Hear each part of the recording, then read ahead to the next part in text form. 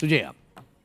Vote വെട്ടി എന്നൊക്കെ പറഞ്ഞാൽ തെരഞ്ഞെടുപ്പ് കമ്മീഷന്റെ നേരെ എന്തൊരു ചാട്ടമായിരുന്നു. ഇപ്പോൾ ചാട്ടമല്ല, എല്ലാവരും അവസാനിപ്പിച്ച് പാർട്ടിയുടെ തെറ്റാണ്, സ്ഥാനാർത്ഥിയുടെ തെറ്റാണ് എന്നുള്ള യാഥാർത്ഥ്യ ബോധത്തിലേക്ക് എത്തിയത് കാണുമ്പോൾ വലിയ സന്തോഷമുണ്ട്. കാരണം തെരഞ്ഞെടുപ്പ് കമ്മീഷനും നരേന്ദ്രമോദിയും ചേർന്നുകൊണ്ട് ജ്ഞാനേഷ് കുമാറിനെയും പിന്നെ ഇവിടെ രത്തൻ ഖേൽക്കറിനെയും ആയിരുന്നു പറഞ്ഞുകൊണ്ടേയിരുന്നത് ഇവിടെ എന്തോ വോട്ടർ പട്ടികയിൽ മുഴുവൻ ആർക്കൊക്കെയോ വേണ്ടി എന്തൊക്കെയോ ചെയ്തു കൊടുക്കുന്നുവെന്ന്. പണിയെടുത്തുകൊണ്ടിരുന്ന ആളുകളുടെ അവരുടെ ഒരു മനോവീര്യം കെടുത്തുന്ന രീതിയിലുള്ള പ്രചാരണമാണ് ഉത്തരവാദിത്തപ്പെട്ട ഒരു രാഷ്ട്രീയ പാർട്ടിയുടെ കോഴിക്കോട് ഘടകത്തിന്റെ DCC പ്രസിഡന്റ് അടക്കം നടത്തിയ പ്രതികരണമായി നമ്മൾ കഴിഞ്ഞ പറയട്ടെ. അല്ല, ഇത് എന്യൂമറേഷൻ ഫോം വിതരണം ചെയ്യുന്നതും SIR സംബന്ധിച്ച കാര്യങ്ങളും പോകുമ്പോഴും ഇതേ ആളുകളെ തന്നെയാണല്ലോ, ഇതേ സംവിധാനം തന്നെയാണല്ലോ തെരഞ്ഞെടുപ്പ്. ഞാൻ പറയട്ടെ. ഇനി VM വിനു അടക്കമുള്ള ആളുകൾക്ക് ചെയ്യാനുള്ള കാര്യത്തെക്കുറിച്ച് ഞാനൊന്ന് പറഞ്ഞ് പൂർത്തിയാക്കട്ടെ. അതിനു മുൻപ് ഇത്രയ്ക്ക് ടെൻഷൻ. ഫാക്ച്വൽ മിസ്റ്റേക്ക് ഒന്നുമല്ല, ഞാൻ ഉദ്ദേശിച്ച കാര്യം തന്നെയാണ് പറയുന്നത്. ഇവിടെ SIRന്റെ എന്യൂമറേഷൻ ഫോമുമായി നിങ്ങളൊക്കെ ഇന്നലെ നടത്തിയ ചർച്ചയിൽ ഞാൻ ഇവിടെ ഇല്ലായിരുന്നു, അതുകൊണ്ട് അത് സൂചിപ്പിച്ചോണല്ലോ പോവാൻ. അപ്പോൾ SIRമായി ബന്ധപ്പെട്ട കാര്യങ്ങളിൽ വലിയ രീതിയിൽ ഇവിടെ എന്തൊക്കെയോ അതിക്രമം നടക്കുന്നു എന്ന രീതിയിൽ ഒരു പ്രതീതി ഉണ്ടാക്കാനായിട്ടുള്ള ഒരു ശ്രമം ഉണ്ടായിരുന്നു. എന്നാൽ അങ്ങനെയല്ല. ഈ VM വിനു അടക്കമുള്ള ആളുകൾ അദ്ദേഹം നിയമസഭാ തെരഞ്ഞെടുപ്പിൽ വോട്ട് ചെയ്തിട്ടുണ്ടോ, ലോക്സഭാ തെരഞ്ഞെടുപ്പിൽ വോട്ട് ചെയ്തിട്ടുണ്ടോ, അതോ തദ്ദേശ തെരഞ്ഞെടുപ്പിലാണോ വോട്ട് ചെയ്തത്, എല്ലാ പട്ടികയിലും ഞാനുണ്ടോ, ഇതറിയാത്ത ഒരുപാട് VM വിനുമാർ ഇനിയും സ്ഥാനാർത്ഥികളായൊക്കെ വരുമെന്നേ. അപ്പോൾ അവരെയൊക്കെ ഒന്ന് എഡ്യൂക്കേറ്റ് ചെയ്യുന്നതിന്, അവരുടെ പേരൊക്കെ ഒഴിവാക്കപ്പെടാതെ കൃത്യമായി ഉൾപ്പെടുന്നതിന് വേണ്ടിയിട്ടാണ് രാജ്യവ്യാപകമായി ഈ തീവ്ര വോട്ടർ പട്ടിക പരിഷ്കരണം നടക്കുന്നത്. ഒരാൾ പോലും വോട്ടർ പട്ടികയിൽ നിന്ന് പുറത്താകാൻ പാടില്ല. രാജ്യത്തെ പൗരന്മാരായ എല്ലാവരും വോട്ടർ പട്ടികയിൽ വേണം. അതിനുവേണ്ടിയാണ് ഈ SIR കൊണ്ടുവന്നത്. അപ്പോൾ രാജ്യവ്യാപകമായി നടക്കുന്ന ഈ നിയമസഭാ തെരഞ്ഞെടുപ്പുകളിലായാലും ലോക്സഭാ തെരഞ്ഞെടുപ്പിലായാലും ഇനിയിപ്പോൾ 6 മാസം കഴിഞ്ഞാൽ നിയമസഭാ തെരഞ്ഞെടുപ്പാണ്. അപ്പോൾ അതിൽ വോട്ടില്ല എന്ന് പറഞ്ഞ് മറ്റൊരു VM വിനു വരും, അതും മറ്റേ വോട്ട് ചോരിയാണെന്ന് പറഞ്ഞുള്ള അടുത്ത ആരോപണം വരും. ഈ ഒരു ടേം അങ്ങോട്ട് കണ്ടുപിടിച്ചത് കൊണ്ട് എവിടെ തൊടുന്നതിനും വോട്ട് ചോരി എന്ന് പറഞ്ഞുകൊണ്ടിരിക്കുകയാണ്. അതല്ലാതെ ഈ തെരഞ്ഞെടുപ്പ് നടത്തുന്ന സംവിധാനം നേരത്തെ ഡോക്ടർ അരുൺ വിശദമായി പറഞ്ഞതുകൊണ്ട് ഞാൻ അതിലേക്ക് പോകുന്നില്ല.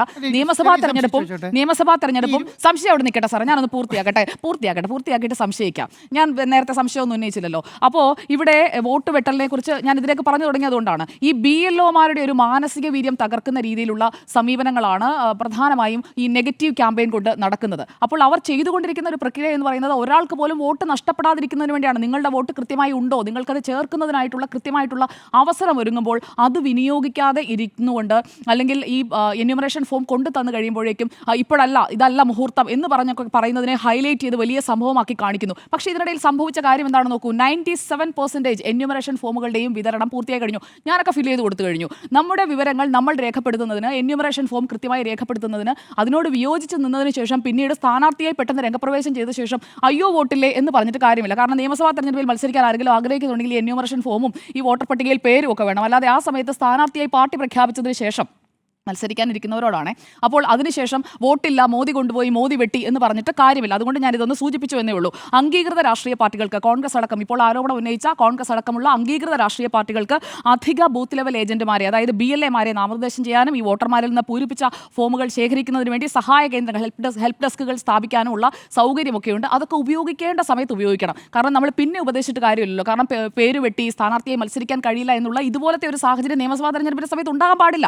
അതുകൊണ്ടാണ് ഞാൻ ഇതൊക്കെ പറയുന്നത് അരുൺ സാറേ. അപ്പോൾ കരട് പ്രസിദ്ധീകരിച്ചതിന് ശേഷം 10 ഫോം വരെ ഈ BLAക്ക്, ബൂത്ത് ലെവൽ ഏജന്റ്, അതായത് പാർട്ടികൾ നിശ്ചയിക്കുന്ന ആൾക്ക് കൊടുക്കാം. അതിനു മുൻപ്, കരട് പ്രസിദ്ധീകരിക്കുന്നതിന് മുൻപാണെങ്കിൽ ഒരു ദിവസം 50 ഫോം വരെ കൊടുക്കാം. അപ്പോൾ ഈ വിവരങ്ങളൊക്കെ കൃത്യമായി ശേഖരിക്കുന്നതിനും കൊടുക്കുന്നതിനും ഒക്കെയുള്ള സംവിധാനം നമ്മുടെ നാട്ടിൽ നിലവിലുണ്ട്. ഇപ്പോൾ നടക്കുന്ന എന്യൂമറേഷൻ പ്രക്രിയയെക്കുറിച്ച് അതുകൊണ്ട് ഞാനൊന്ന് സൂചിപ്പിച്ചു എന്നുള്ളൂ. ഇനി ഈ വിഷയത്തിലേക്ക് വരാം.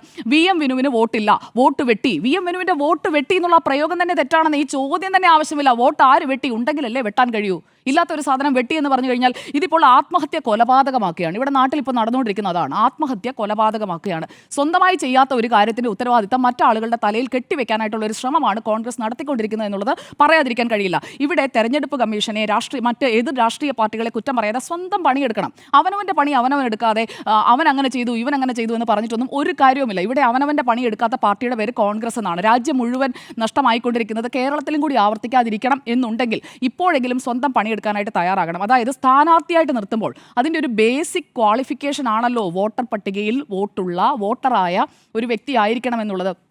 തദ്ദേശ തെരഞ്ഞെടുപ്പിൽ 2020 ഞാൻ വോട്ട് ചെയ്തു എന്ന് അദ്ദേഹം ഇങ്ങനെ ആവർത്തിച്ച് പറഞ്ഞുകൊണ്ടിരിക്കുകയാണ്. അതും അദ്ദേഹം വളരെ വിശദമായി തന്നെ പറയുന്നുണ്ട്. ഞാൻ അദ്ദേഹത്തിന്റെ വാചകങ്ങൾ വീണ്ടും എടുത്ത് കേട്ടു നോക്കി. 2020 തദ്ദേശ തെരഞ്ഞെടുപ്പിൽ മലാപ്പറമ്പിൽ വോട്ട് ചെയ്തു. എവിടെയാണെന്ന് പറയുന്നുണ്ട്. 8ാം ഡിവിഷനിലെ 4ാം നമ്പർ ബൂത്തിൽ വോട്ട് ചെയ്തു. ആ ബൂത്തിലെ പട്ടികയിൽ പേരില്ല സാർ. പിന്നെ എങ്ങനെയാണ് നിങ്ങൾ വോട്ട് ചെയ്തത്? മാത്രമല്ല ഒരു സാക്ഷി ഉണ്ടെന്നേ. ഒരു സാക്ഷി ആരാണ്? KP രാജേഷ് കുമാർ. KP രാജേഷ് കുമാർ ആരാണ്? അന്നത്തെ കൗൺസിലറാണ്. അപ്പോൾ കൗൺസിലറായ KP രാജേഷ് കുമാർ കള്ളവോട്ട് ചെയ്തതിന്റെ കൂട്ടുപ്രതിയാണ്. കേസ് കൊടുക്കാനായിട്ടാണ് CPM തയ്യാറാകേണ്ടത്. മെഹബൂബ് ഒക്കെ ഇപ്പോൾ ചെയ്യേണ്ടത് ശരിക്കും കേസ് കൊടുക്കലാണ്. കാരണം ഈ 4-ാം നമ്പർ ബൂത്തിൽ വോട്ടർ പട്ടികയിൽ പേരില്ലാത്ത ഒരാളെ കൊണ്ടുപോയി 8-ാം ഡിവിഷനിലെ 4-ാം നമ്പർ ബൂത്തിൽ കോൺഗ്രസിന്റെ കൗൺസിലറായിട്ടുള്ള KP രാജേഷ് കുമാർ വോട്ട് ചെയ്യിച്ചിട്ടുണ്ടെങ്കിൽ ഇവിടെ വോട്ട് ചോരി നടത്തുന്നത് ആരാണ്? ആ പാർട്ടിയുടെ പേര് കോൺഗ്രസ് എന്നാണ്. അപ്പോൾ മെഹബൂബ് ഒക്കെ ഉള്ള ആളുകൾ, ഞാൻ വളരെ സ്നേഹത്തോടെ പറയുകയാണ്, CPM-ന്റെ ജില്ലാ സെക്രട്ടറി മെഹബൂബിന്റെ പ്രതികരണമൊക്കെ നമ്മൾ കണ്ടു. അപ്പോൾ ഇതിൽ ആക്ഷനിലേക്ക് പോകണമെന്നേ ഇവിടെ സർക്കാരിനെ വെറുതെ വിമർശിച്ചുകൊണ്ടിരിക്കുകയാണ്. സംസ്ഥാന സർക്കാരിനെ വിമർശിച്ചുകൊണ്ടിരിക്കുന്നത് എങ്ങനെയാണ്? ഇവിടെ ഇടതുപക്ഷത്തിന് അനുകൂലമായി ഈ മാൻഡേറ്റ് വരാൻ വേണ്ടി ഞങ്ങളുടെയൊക്കെ വോട്ടങ്ങ് മാറ്റി, ഞങ്ങളുടെ സ്ഥാനാർത്ഥികളുടെ വോട്ട് മാറ്റി വെട്ടി കഴിഞ്ഞാൽ പിന്നെ ഞങ്ങൾക്ക് സ്ഥാനാർത്ഥിയെ നിർത്താൻ കഴിയില്ലല്ലോ, അപ്പോൾ നിങ്ങൾ അങ്ങനെ ജയിക്കുമല്ലോ. അങ്ങനെയൊന്നുമല്ല, താഴേക്ക് ഇറങ്ങി പണിയെടുക്കണം. അറ്റ്ലീസ്റ്റ് വോട്ടുള്ള ഒരാളെങ്കിലും സ്ഥാനാർത്ഥിയായിട്ട് കണ്ടെത്താൻ സാധിക്കണം. പിന്നെ എങ്ങനെയാണ് നിങ്ങൾ വോട്ട് ചോദിക്കുക? നിങ്ങളുടെ സ്ഥാനാർത്ഥിക്കോ വോട്ടില്ല, പിന്നെ നിങ്ങളുടെ ആ സ്ഥാനാർത്ഥിക്ക് ആരാണ് വോട്ട് തരേണ്ടത്? ആ സ്ഥാനാർത്ഥിയെ ഇറക്കി പ്രചാരണത്തിന് കൊണ്ടുപോവുകയാണ്. അതിനു മുൻപ് വോട്ടർ പട്ടികയിൽ ഉണ്ടോ എന്നുള്ളത് നോക്കുന്നുമില്ല. ഇനി നമുക്ക് ഈ BLOയുടെ പിഴവാണ് എന്നുള്ളതാണല്ലോ കോൺഗ്രസിന്റെ ആരോപണം. BLO എന്താണ് ചെയ്തത്? 3 തവണ വോട്ട് ചേർക്കുന്നതിനായിട്ടുള്ള അവസരമുണ്ടായിരുന്നു. അത് വിനിയോഗിക്കാത്തത് ആരാണ്? 18 വർഷമായി താമസിക്കുന്ന സ്ഥലമാണ്, പ്രശസ്ത സംവിധായകനാണ് എന്നതൊന്നും ഒരു മാനദണ്ഡമല്ല. നമ്മൾ ഇരിക്കുന്ന 4 പേരായാലും അവിടെ നിൽക്കുന്ന ക്യാമറ ഓപ്പറേറ്റ് ചെയ്യുന്ന വീഡിയോ ജേർണലിസ്റ്റ് ആയാലും എല്ലാവർക്കും ഒരേ അവകാശം തന്നെയുള്ളൂ. ഇന്ത്യൻ ഭരണഘടന നൽകുന്ന ഈ മൗലിക അവകാശങ്ങളും എല്ലാം ഒന്ന് തന്നെയാണ്. അല്ലാതെ ആ പദവി അനുസരിച്ചോ അല്ലെങ്കിൽ ചെയ്യുന്ന ജോലി അനുസരിച്ചോ അതൊന്നും മാറുന്നില്ല. അപ്പോൾ അതുകൊണ്ട് വോട്ട് ചേർക്കാത്തതിൻ്റെ ഉത്തരവാദിത്തം ആ വ്യക്തിക്കാണ് പ്രാഥമികമായി. ആ വോട്ട് ചേർക്കാത്ത അല്ലെങ്കിൽ വോട്ടർ പട്ടികയിൽ പേരില്ലാത്ത ഒരാളെ സ്ഥാനാർത്ഥിയായി ഇറക്കിയ പാർട്ടിക്കാണ് രണ്ടാമത്തെ ഉത്തരവാദിത്തം. ഈ 2 പേരുമാണ് ഇതിലെ കുറ്റവാളികൾ. അതിന് പകരം മറ്റുള്ളവരുടെ തലയിലേക്ക് കുറ്റം കെട്ടിവെച്ചിട്ട് ഒരു കാര്യവുമില്ല. തദ്ദേശ തെരഞ്ഞെടുപ്പിലേക്കുള്ള സ്ഥാനാർത്ഥിത്വം പ്രഖ്യാപിച്ചത് ഞാൻ മനസ്സിലാക്കുന്നത് കഴിഞ്ഞ വ്യാഴാഴ്ചയാണ്.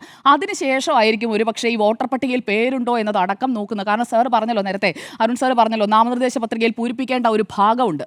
അതിൽ രേഖപ്പെടുത്തുന്നതിന് വേണ്ടിയായിരിക്കും ഈ വോട്ടർ പട്ടിക എടുത്തു നോക്കിയത്. കാരണം എവിടെയാണ് ഡിവിഷൻ ഏതാണെന്നുള്ളതൊക്കെ കൃത്യമായിട്ട് പറയണമല്ലോ.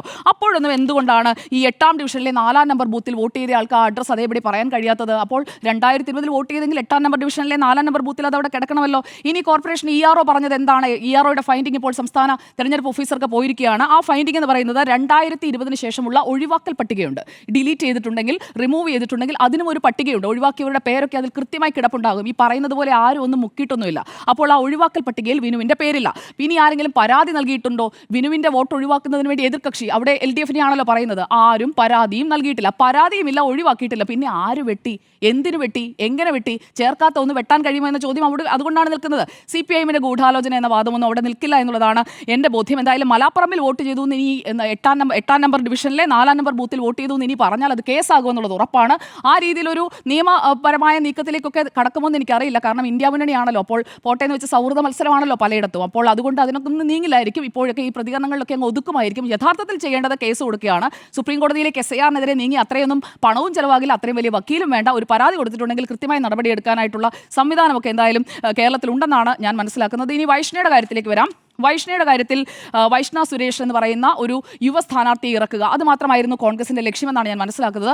അപ്പോൾ ആരംഭ ശൂരത്വം എന്നൊരു വാക്കുണ്ട് മലയാളത്തിൽ. അതായത് ആദ്യമേ സ്ഥാനാർത്ഥി പട്ടിക പ്രഖ്യാപിച്ചു കഴിഞ്ഞാൽ ഞങ്ങളങ്ങ് കേമന്മാരാകും, ഞങ്ങളങ്ങ് കോർപ്പറേഷൻ പിടിക്കും.